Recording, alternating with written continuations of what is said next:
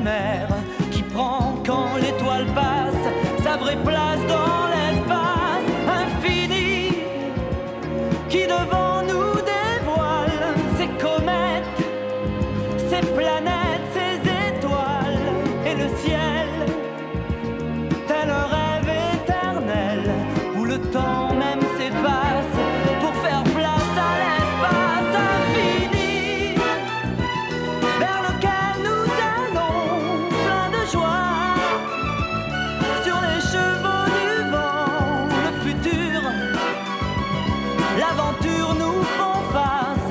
Laisse-moi te conter, il était une fois l'espace.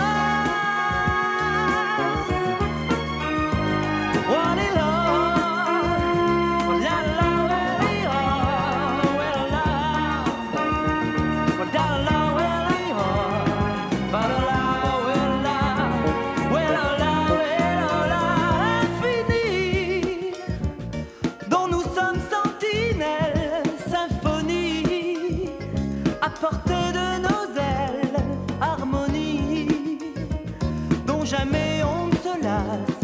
Tu verras, viens prends place, nous partons pour l'espace infini.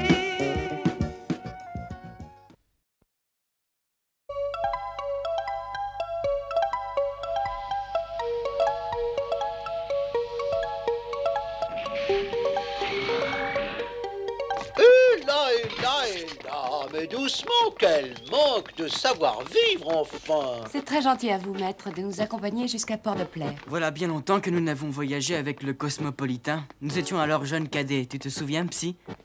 Hein? Quand je pense à tout ce voyage que je viens de faire... Métro! Et on partait sans bâton. Oh. D'après Maestro, mes nouveaux circuits sont absolument ce qu'on fait de mieux dans le genre. Up to date. Nous sommes très contents de te retrouver, Métro. On va encore se payer de joyeuses parties ensemble. Allons, un peu plus de tenue, lieutenant. Mais pourquoi sommes-nous toujours à quai? Nous sommes en panne. Fusion des connexions du deuxième groupe moteur. Notre départ est retardé. Nous allons manquer le Cosmopolitain. Mais curieux, il n'y a jamais eu de panne sur ce service. Il s'agit d'un sabotage, sans doute. Mais pourquoi et au profit de qui?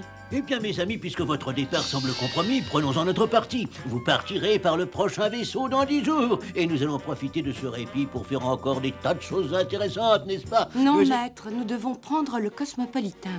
Il faut l'écouter, maître. L'expérience m'a appris qu'il faut toujours écouter Psy. Mais comment faire, les enfants? L'heure du départ approche et nous sommes toujours bloqués ici. Il n'y a pas d'autre navette? J'ai déjà interrogé la centrale à ce sujet.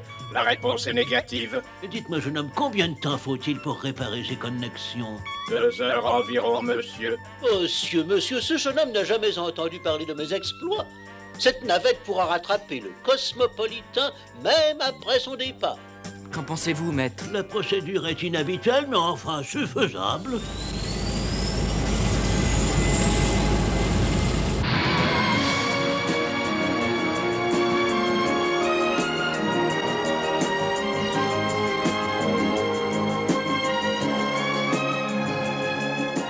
Alors, mon ami, où en sommes-nous?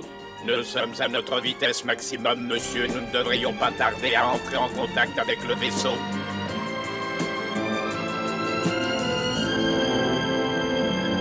Pilote, communiquez avec le navire. Demandez ouverture du sas d'accès. À vos ordres, monsieur. Ici, navette X-41 demande autorisation d'embarquement à bord du Cosmopolitain.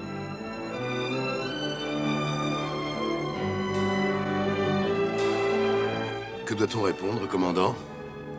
Accepté. Pas de question, voyons. Bien sûr qu'on leur accorde l'autorisation d'embarquer, capitaine. Mais que Générix soit spécialement attaché à leur service.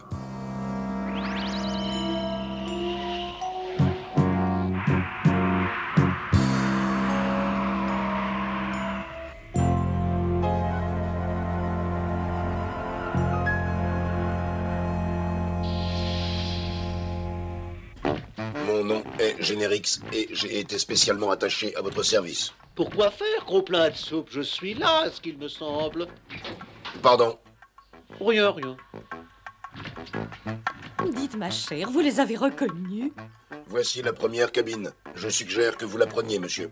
L'autre plus loin sera plus confortable pour madame. Mais nous avions réservé des cabines attenantes.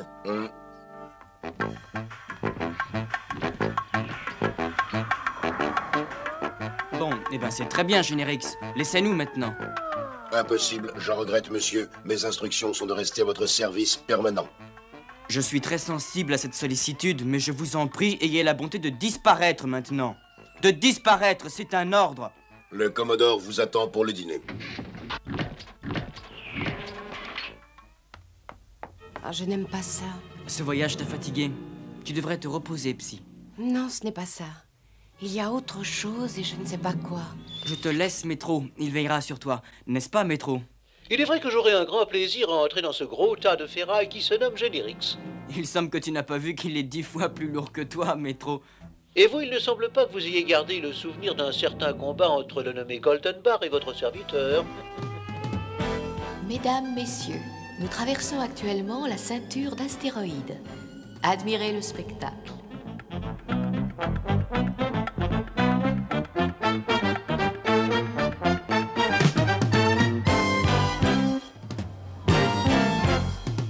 Et oui, et justement, c'est ce que je disais à Rodolphe. Ah, voici nos célèbres arrivées de dernière heure.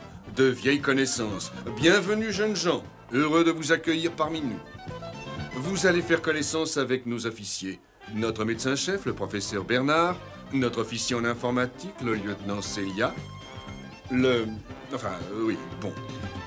Mon second, le capitaine Harold. Le commissaire de bord, Laurie. Et à côté d'elle, le chef navigateur Foster. Il faudra, lieutenant, nous raconter comment vous avez fait pour détourner cette fusée qui menaçait la Terre. Cela a dû être terriblement excitant. Faites-moi danser, voulez-vous, lieutenant? Qui est l'homme assis à ma gauche, Commodore? Ah, c'est Foster. Un excellent officier. Il serait commandant de vaisseau depuis longtemps s'il n'avait pas tendance à lever souvent le coude. Ce vaisseau est un tel désert. On y trouve si peu de gens sympathiques. Le voyage me semblerait moins long si vous vous occupiez un peu de moi, lieutenant. Non, non, pas question. Moi, je ne marche pas. Ils ne m'auront pas comme ça, je ne me laisserai pas faire. Vous devriez nous rendre visite sur la dunette demain. Cela vous intéressera sûrement de voir comment fonctionne un grand navire comme celui-là. Et puis ça vous changera de votre puce de l'air. Enfin, je veux parler de votre libellule. Une vraie puce comparée à ce vaisseau, n'est-il pas vrai? Et qui nous a fait faux bond de la sorte, commandant? Seule une jolie femme pourrait se le permettre, je parie. Pari perdu, lieutenant. C'est notre chef mécanicien, le capitaine Walter. Je crains qu'il ne soit souffrant. J'ai observé avec regret qu'il est très déprimé ces temps derniers. Quand le mal de l'espace vous prend... Dansons, lieutenant. Vous ne pouvez pas savoir à quel point ça me ferait plaisir.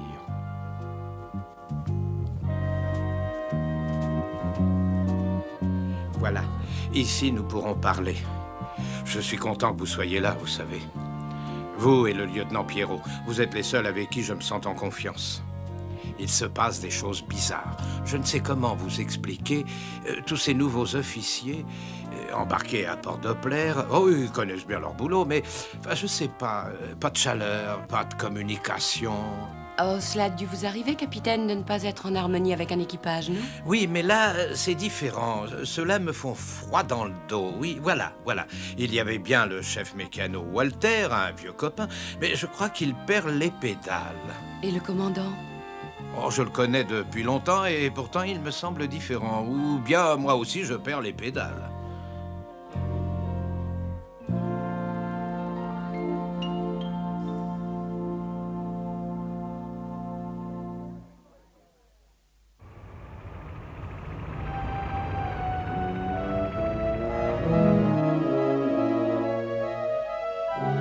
Et il a dit puce de l'air.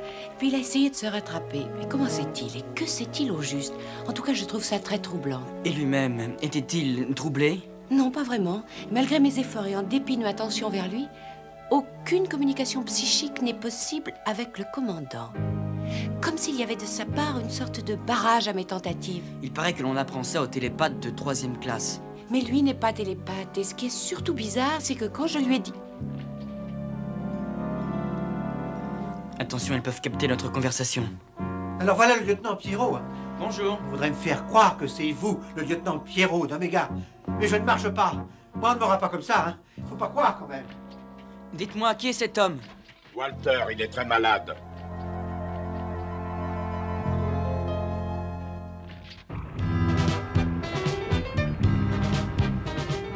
Bon, alors Métro, tu as bien compris. Mais oui, me jugez-vous si lent d'esprit? Te fâche pas, vieux, je t'assure que ce n'est pas le moment.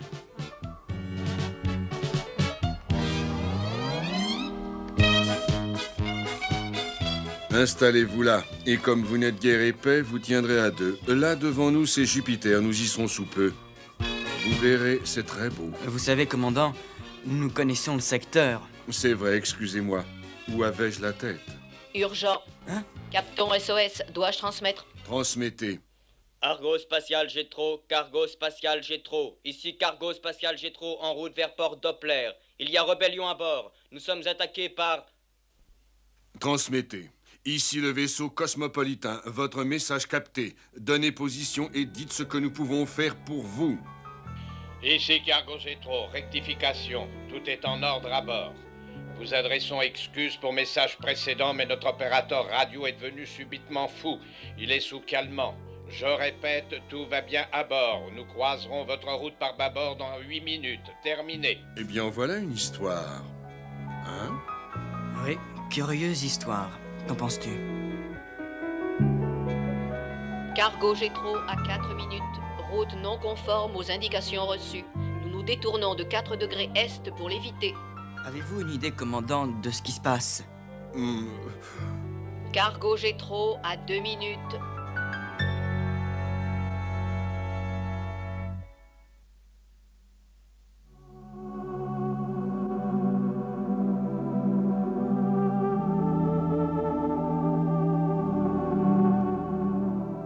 Commandant, il faut faire quelque chose. On ne manœuvre pas le cosmopolitain comme la libellule, lieutenant. Mais il y a les navettes. Il peut y avoir des survivants. Ils auraient éjecté leur module de secours, et ce vaisseau peut exploser d'un instant à l'autre. Alors laissez-nous y aller. Oui, commandant, il faut nous laisser y aller. Que l'on mette une navette à la disposition du lieutenant Pierrot avec l'équipage habituel.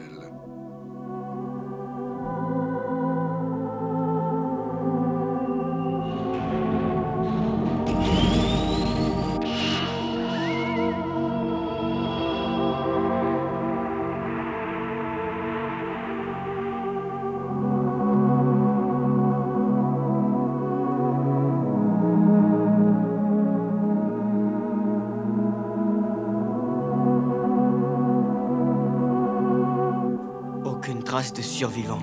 Avec ce brasier, il n'y a aucune chance. Oh, c'est horrible. Mais comment tout cela a-t-il pu arriver? Accident. Une explosion accidentelle. Quoi d'autre? Oui, mais il y a eu cet étrange message juste avant. Il faut rentrer. Que pouvons-nous faire d'autre?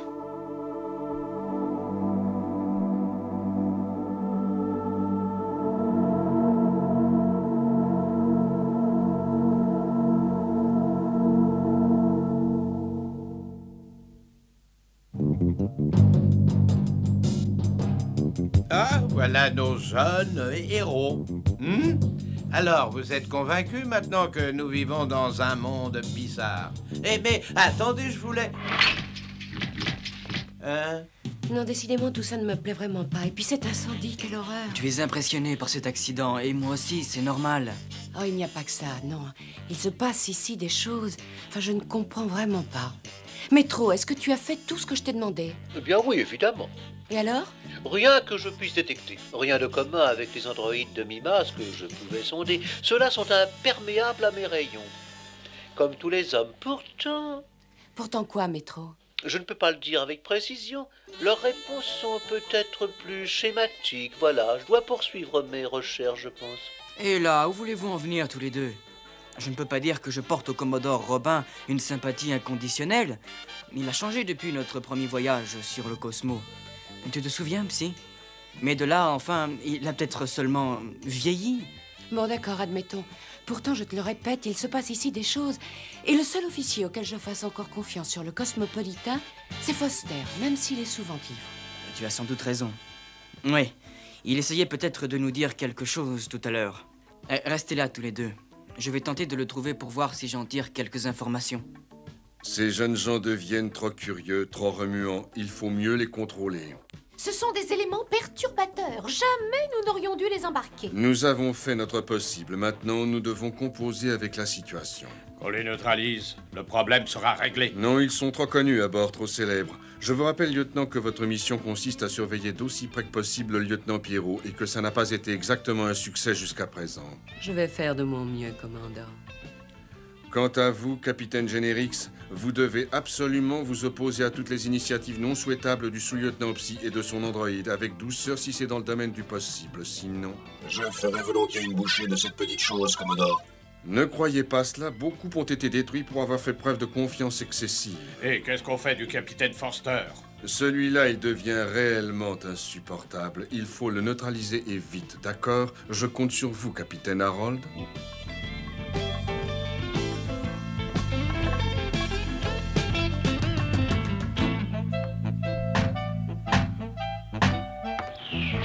Vous me délaissez, mon petit lieutenant, ces derniers temps.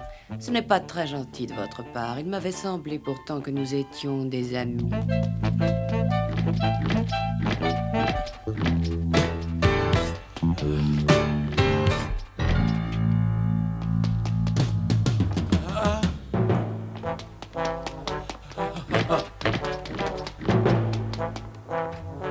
Enfin, comme voulez-vous. Oh, rien de mal, mais vous êtes ivre. Vous jetez la perturbation. Suivez-nous, Forster, sans faire d'histoire. Nous allons vous soigner. Non! Non, non. Allons, calmez-vous. Enfin.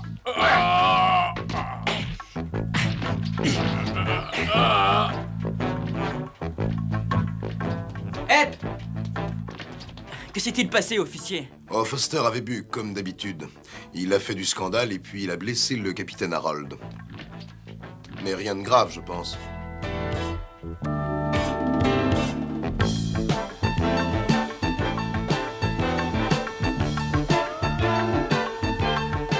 Quel contretemps. Il faut impérativement qu'il soit retapé pour demain soir.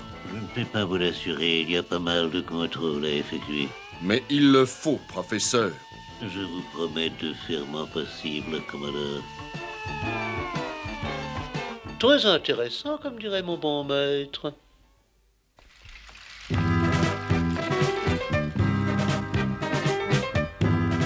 Que cherchez-vous? Le capitaine Foster. Suivez-moi. Il est en cure de sommeil et toutes les visites sont déconseillées. Mais juste le voir un instant. Je regrette, les visites sont contre-indiquées. Je ne peux vous y autoriser. Raison médicale. Cure de sommeil. Pour lutter contre une bonne cuite, c'est pas normal, ça. Mais je ne cesse de te le dire, Pierrot. Et voici Foster escamoté après Walter. Alors, tu as trouvé quelque chose? Quelque chose? Je ne sais si c'est quelque chose, mais je puis vous dire que le capitaine Harold contient 25 000 circuits et plus de 2000 connexions.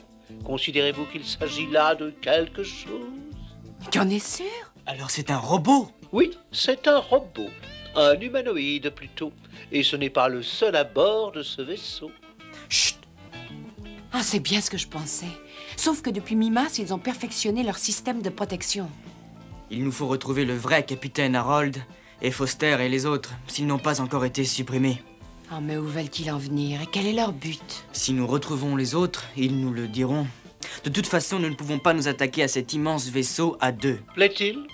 Enfin, je veux dire à trois. Il nous faudrait trouver des alliés. Que suggères-tu? Chacun de notre côté, nous partons en reconnaissance. Ce sont des containers? Oui, c'est l'entrepôt de stockage du matériel destiné à l'entretien de notre vaisseau.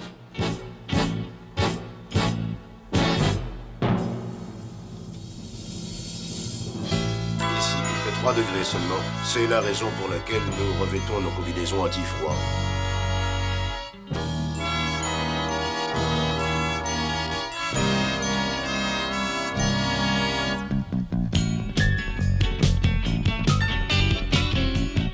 C'est un intéressant, vraiment très intéressant. Et là, Pardon? ce secteur est interdit aux visiteurs. Ah bon? Je ne savais pas.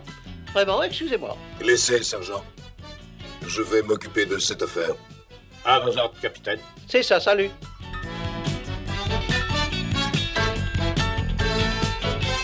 Oh, mais c'est un puits d'apesanteur. Oh là!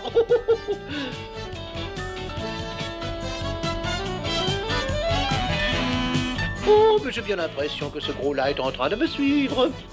Ah! Un accès à la colonne montante. Eh bien, montons.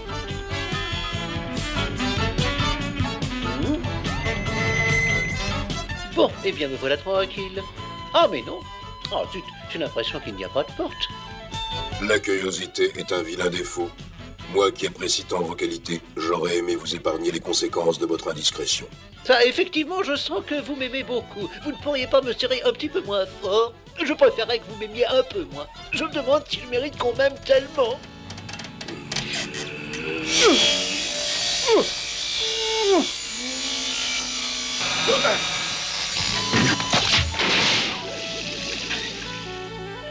Voilà le sort qui attend les présomptueux.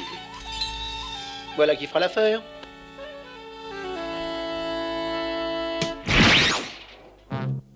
Chers amis, dans 2 jours à peine, notre voyage prend fin. Et pour fêter l'événement, vous êtes tous conviés à un grand bal masqué que nous donnons demain soir. Je compte évidemment sur votre présence à tous pour cette soirée d'adieu. Oh, bravo.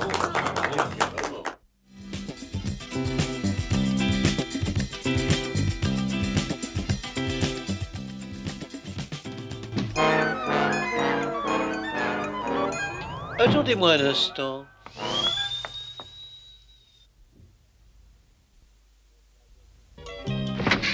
Je croyais pourtant vous avoir dit que...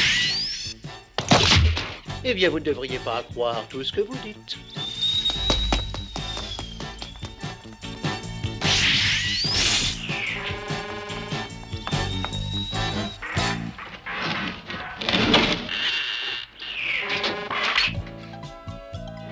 Alors, lieutenant, vous m'abandonnez un soir de bal, mais vous constaterez qu'on ne se débarrasse pas aussi facilement de moi. Maintenant, les choses vont devoir rentrer dans l'ordre. Je regrette, lieutenant. Moi aussi, Célia.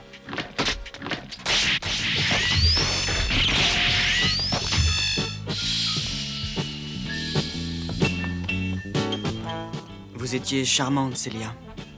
Charmante. La voie est libre. Vite, il n'y a pas de temps à perdre.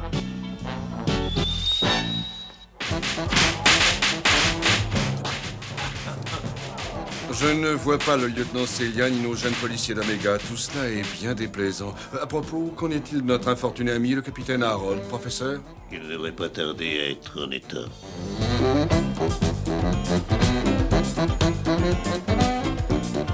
Arrêtez! Oh, mais vous me serez trop fort, grand méchant loup! Allez-vous me lâcher, grosse brute! Ah, mais...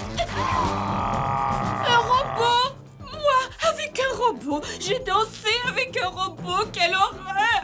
Oh.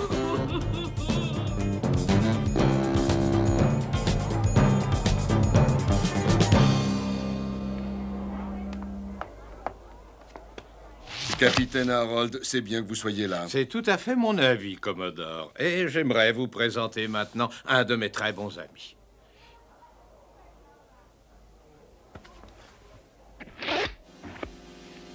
Hein? Mais c'est un imposteur! Garde! Arrêtez cet homme!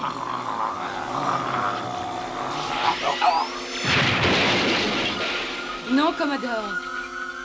S'il y a un imposteur ici, c'est vous. Maintenant que votre complot est démasqué, vous feriez bien mieux de nous suivre afin d'éviter d'autres dégâts inutiles. Mais... Mais enfin, que se passe-t-il? Ah, c'est rien, madame, il a trop bu.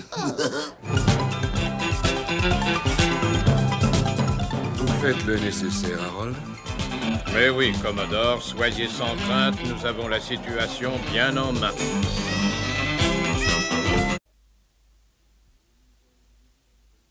Les nouvelles vont vite, voyez vous-même. Les derniers des nôtres encore libres ont quitté le navire.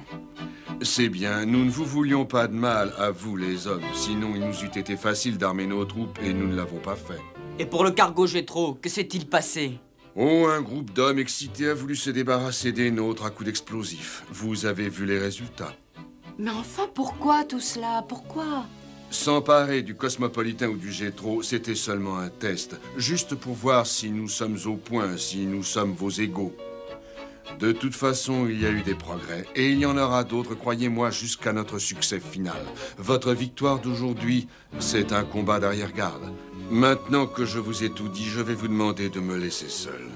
Acceptez-vous de vous considérer prisonnier dans cette pièce? Vous avez ma parole que je ne ferai rien désormais pour tenter d'en sortir.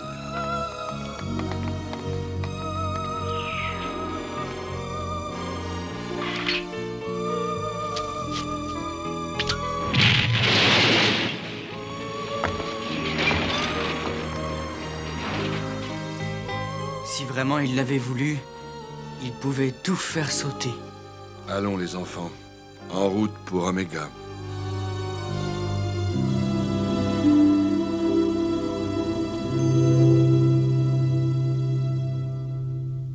Infini, dont nous sommes sentinelles, symphonie, à portée de nos ailes, harmonie, dont jamais on ne se lasse, tu verras, viens prendre